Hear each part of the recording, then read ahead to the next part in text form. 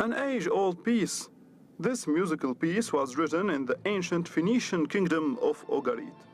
3,000 years on, it is played in the Syrian opera house by an old woman band named after another ancient civilization kingdom, celebrating the band's second launching.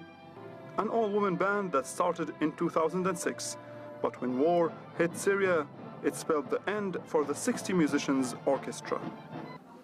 Today, the band tries to start again, almost from scratch.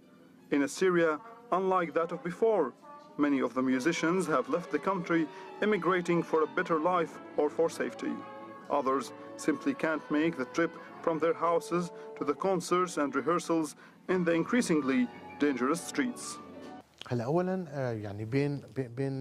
we wanted to start the band again, as security conditions improved gradually, I found out that 30 of my players had left the country. Today we struggle with the stress and anxiety from the war. We all wanted to work and live again to signal hope that life could go back to normal. We were invited to rehearsal. It starts, and on the charts today, music from the Godfather movie. The epic story of violence, crime and power, and the similarities between overseas fiction and domestic fact seem haunting.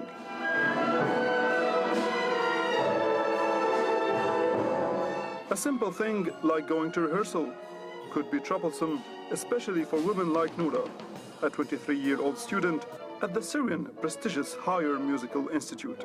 We wait for the intermission to find out more about one of the lead violinists in one of Syria's most prominent bands.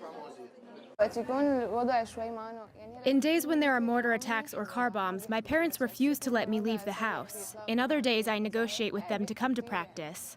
I want to finish my studies so I might be able to travel abroad like many of my friends and colleagues. The music starts again, this time playing a waltz from the Swan Lake. Maybe this piece reflects the girls' dreams of a better and calmer future.